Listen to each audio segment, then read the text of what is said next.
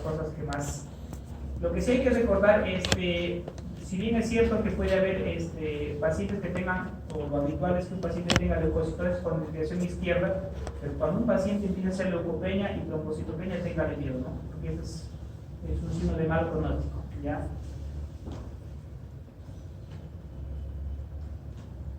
Ahora, los hemocultivos, independientemente de que salgan positivos, no te debes fiar o no debes confiar que con el hemocultivo, usted sabe que en una meningitis bacteriana lo que tú tienes es tiempo para hacer el diagnóstico. Hay algunas guías, por ejemplo, que recomiendan desde el paciente que ingresa a la emergencia y tienes la sospecha de que es tuberculosis, meningitis bacteriana, tienes 45 minutos para iniciar una terapia empírica para evitar las complicaciones, ¿no?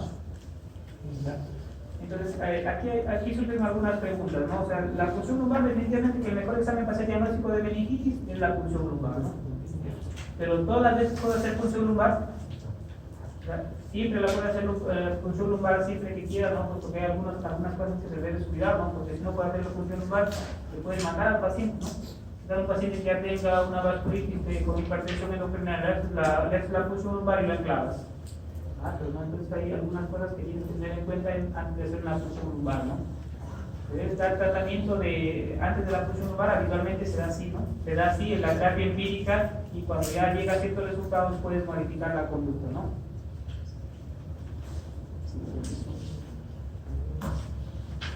Entonces, ¿cuáles son los criterios cuándo debes hacer una tomografía antes de hacer una punción lumbar? ¿A un paciente inmunodeprimido? Definitivamente que sí, ¿no?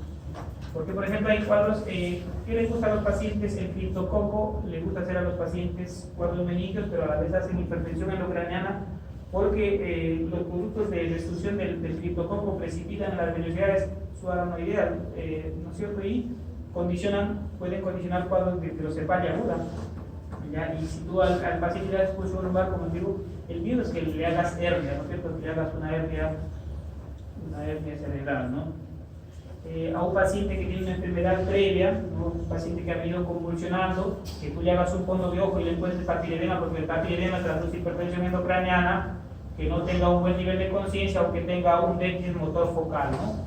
Una hemiparesia o un compromiso de par craneal.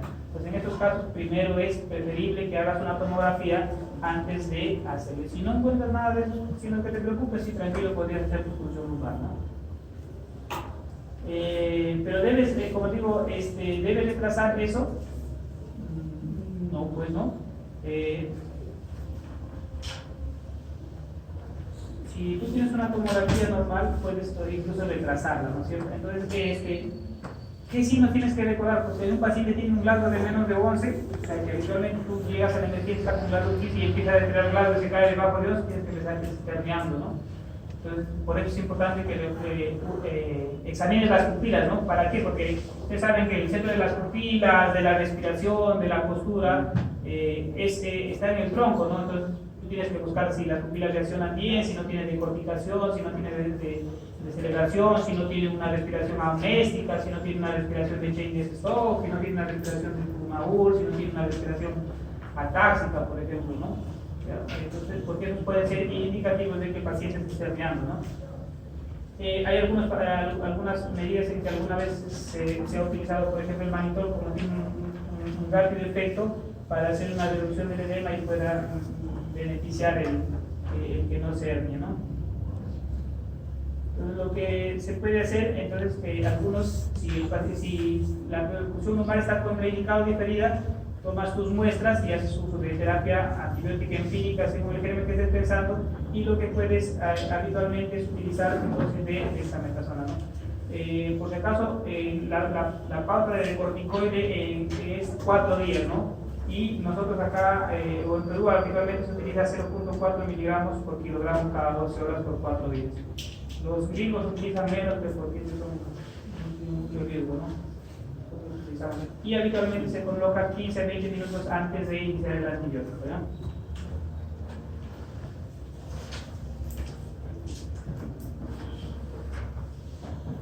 ¿Qué características tiene un líquido? Tiene una pleurocitosis a predominio de neutrófilos. No puede haber un descenso de glucosa y hay lo que aquí se es importante es la hiperproteinorragia, ¿no? Las proteínas son bien elevadas, ¿verdad? La presión de apertura también puede ser normal.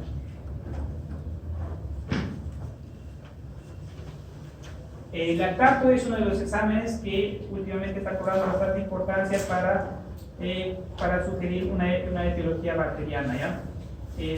Sobre todo para diferenciarla de un paciente con un cuadro de una meningitis viral, pero no es un examen que se haga de rutina, ¿no? Todavía no está protocolizado.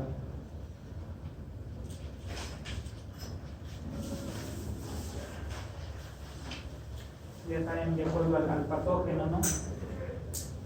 El estreptococo es un ciclococo oral negativo, la Neisseria es un el estreptococo pneumoniae es un diplococo gram positivo, la Neisseria un diplococo gram negativo, ¿no? La Listeria es un bacilo gram positivo y la Haemophilus es un bacilo gram negativo. Los otros ya saben que el Staphylococcus es un nucleado de estreptococos. Poco gran positivo, ¿eso por qué? Porque el examen a veces en la emergencia puede ayudar un poco cuando no tienes duda de iniciar terapia empírica, puedes ayudarte del gramo, ¿no? Si te sale un poco gran positivo, por ejemplo, o gran negativo para que se integre en Neisseria meningitidis, y sale bacilo gran positivo para la histeria, un gran negativo para Haemophilus, ¿no? Ya, entonces, otras pruebas rápidas que se están utilizando, las aglutinaciones, que tampoco no tenemos, ¿ya? Y la inmunocromatografía, ¿no es cierto? Que es más sensible y específico, pero todavía no tenemos en esta realidad, ¿no? Entonces, lo que se hace en un paciente, habitualmente, como les digo, en un paciente que está inmunocomprometido, ¿no es cierto? Le haces pruebas de sangre, inicias un tratamiento antimicrobiano con corticoide, ¿no? Y le pides una tomografía para ver si está indicada o no la punción lumbar, ¿no? En un paciente que no compromete, que no tenga signos de focalización, ya hace la terapia y le puede hacer su punción lumbar, ¿no? Si tú retrasas mucho el uso del antibiótico, si retrasas más de 3 a 4 horas, como dices, es un marcador independiente de que el paciente va a ir mal, ¿no es cierto?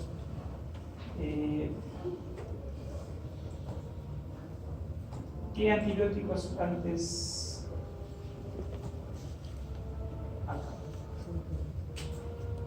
¿Por qué se utilizan corticoides? Porque han disminuido la mortalidad, ¿ya? Y algunas complicaciones se han visto menos frecuentes, como la sordera, por ejemplo, más útil en países subdesarrollados,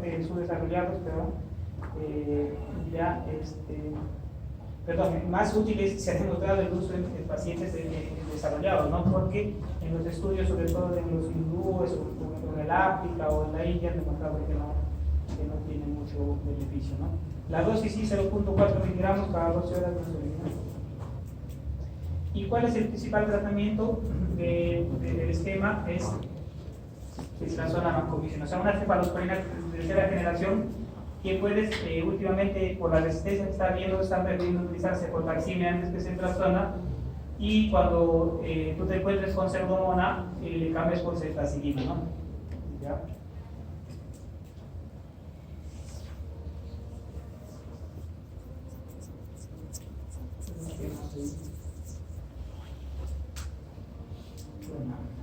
Cuando hacer una función de control a las 48 horas, si es que no hubiera mejoría, los cuantos días de tratamiento va a depender, ¿no es cierto? Para una serie de meningitis habitualmente se utiliza 7 días, igual para el Haemophilus, para el estreptococo pneumoniae de 10 a 14, para la galactiridad de 14 hasta 21, ¿no? Para los bacilos gram negativos 21, y para la Listeria puede incluso ser de 3 semanas a 4 semanas, ¿no?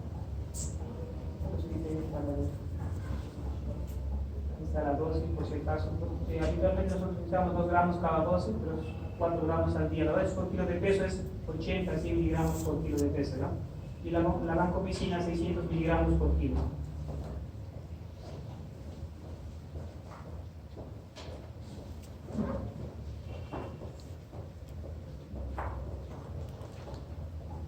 Ya.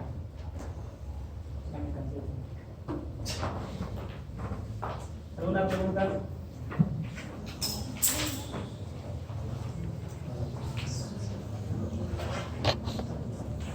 El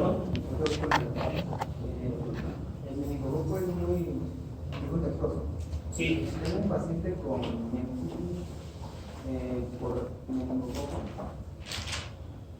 ¿Qué parámetros tengo que tomar en cuenta para tratar de no poner profilaxis? claro, aislarlo y tratar de no utilizar ya algunos pacientes que utilizarlos porque con no mucha evidencia, ¿no? Por ejemplo, uno de los que se ha utilizado es la rifampicina como profiláctico, ¿no? Pero habitualmente se trata de hacer medidas de prevención a todos los pacientes y tratar de identificar si hay habido contacto, ¿no? Y obviamente tú no exponerte pues, al contacto con el paciente, ¿no? O sea, tendrás que utilizar mascarilla o cosas así, ¿no?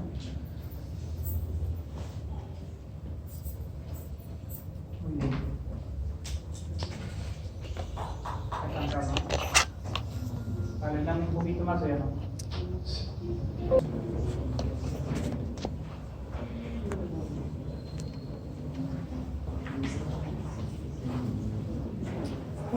Lo que quiero que recuerden principalmente es que los virus, la mayoría tienen tropismo, ¿no? Por ejemplo, recordar el tropismo particular que tiene el herpes por los lóbulos frontales y los lóbulos temporales, ¿no? Que son bien agresivos, ¿no?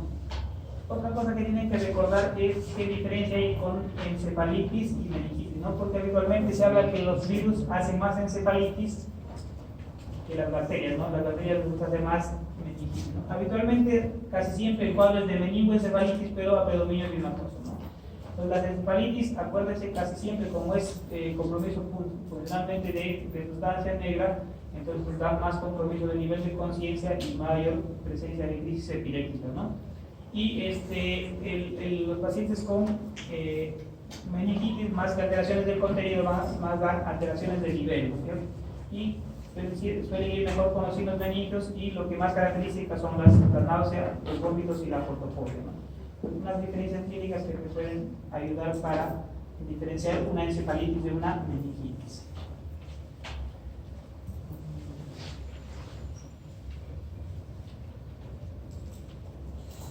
Otra cosa que quiero que recuerdes acá es cuando se habla de una meningitis. Estos cuadros habitualmente son de meningitis asépticas, que quiere decir que los cultivos habituales que se utilizan son negativos, ¿no?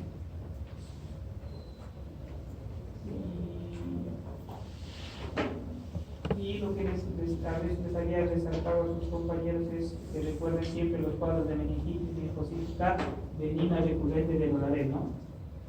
Son cuadros clínicos de pacientes que hacen cuadros meningios recurrentes de meningitis, ¿no?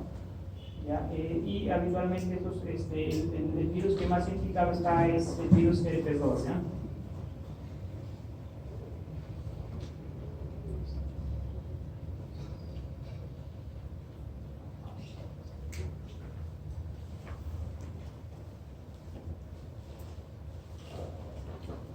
Y esto, por último, los pacientes con encefalitis, la principal causa de encefalitis son causadas por los virus de los herpes, ¿no? Y de los herpes, el más frecuente es el herpes 1, ¿no es cierto?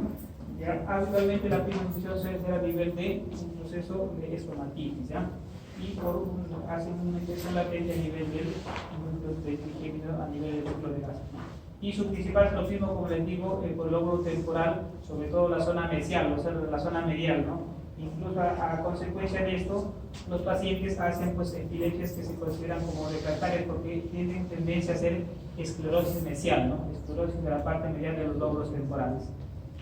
Otra cosa que es importante, a los herpes les gusta hacer fiebres altas, ¿no? Normalmente son cuadros que sobrepasan los 40 grados centígrados, ¿no es cierto? Hay algunos cuadros, pensar cuando nosotros tenemos un líquido cefalorraquídeo y por ahí sale eritrocitos, pensar que puede tratarse de un cuadro de una necrosis hemorrágica secundaria a herpes, ¿no es cierto? Los exámenes que se utilizan habitualmente son los PCR, ¿no? Con buena sensibilidad y especificidad, ¿no? Por ejemplo, en esta imagen, claramente ustedes pueden ver en esta resonancia FLAIR en la zona hiperintensa a nivel de lo que es el uncus y la región mesial del lóbulo temporal del lado derecho, ¿no?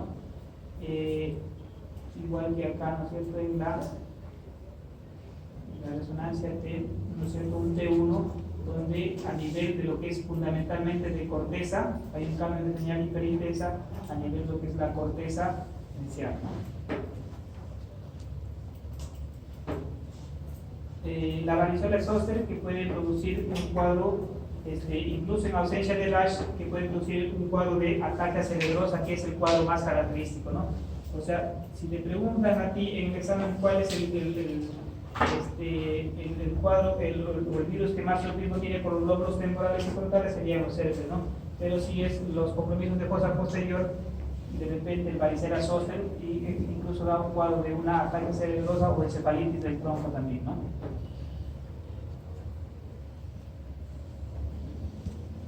Citomegalovirus habitualmente la mayoría de veces está asociado a pacientes con VIH, ¿ya?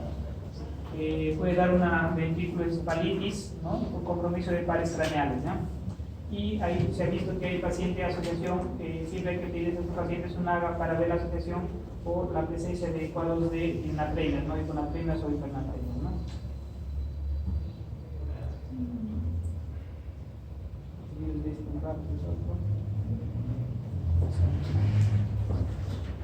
Y hay un virus que es importante, que a veces les preguntan, lo que es el virus del JC, ¿no? Que es el virus de John Pugner, que está asociado a la presencia de un cuadro encefalítico que se llama leucoencefalopatía focal progresiva, que suele estar presente en los pacientes inmunodeprimidos como los VIH, ¿no es cierto? Otra cosa que es importante recordar es que la mayoría, o bueno, no la mayoría, sino se ha visto que un buen porcentaje de infecciones virales se presentan y hacen reacciones posteriores autoinmunes, conocidas como el cuadro de la encefalomielitis diseminada aguda, ¿no? Que son cuadros desminimizantes que habitualmente se presentan en la edad pediátrica, ¿no? Se pueden presentar a cualquier edad, pero habitualmente son pacientes que han tenido una infección cercana, sea respiratoria o gastrointestinal, y que hacen un cuadro súbito de un compromiso de conciencia, incluso que puede llegar a ser tan severo que con compromiso del sistema nervioso central y periférico a la vez, y que tiene que ver con procesos desminimizantes, ¿no? Del sistema nervioso. Este es el famoso cuadro de la encefalomielitis diseminada aguda. Son las resonancias típicas del paciente.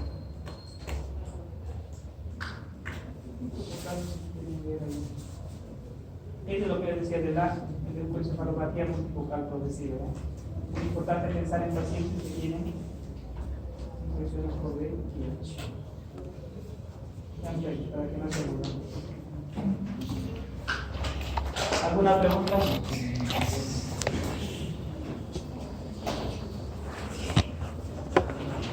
Para el efecto de examen, tendría que aprendan el cuadrito a diferenciar cómo más o menos es el patrón de un líquido cefalorraquídeo, tanto en una infección bacteriana, en una tuberculosa y en una viral. Entonces, si ustedes habitualmente les preguntan cómo es un líquido de un paciente con una meningitis viral, ya saben ustedes, claro o transparente. Puede haber pleocitosis, pero la característica sea un pleocitosis a predominio linfocitario, ¿no? Con poco o nada consumo de glucosa, ¿cierto? Ya, con una presión de apertura que puede ir de normal a ligeramente incrementada, ¿no? Unas proteínas ligeramente con una cierta elevación.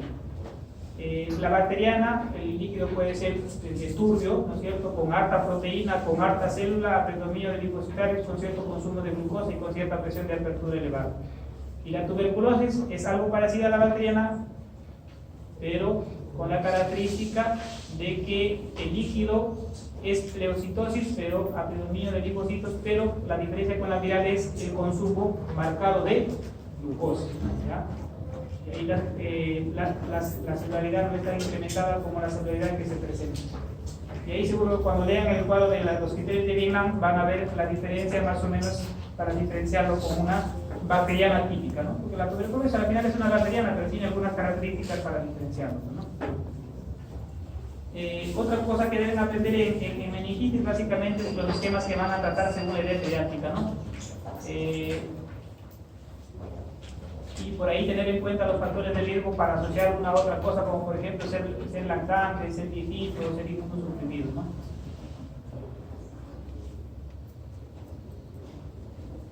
Y después las preguntas saldrán de las diapos, de lo poquito que les puedo hablar. Muy bien, muchachos. Si no tienen una pregunta o si quieren consultar algo, nos vamos.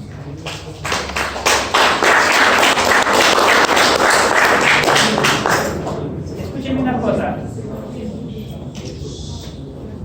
No sé si sabrán, de repente algunos mensajes que están todavía. El doctor Sandoval, por este año nomás creo me he encargado de ser su coordinador, ¿no? Yo, siendo sincero, no tengo mucha experiencia como coordinador. En realidad es la primera vez que soy coordinador del curso.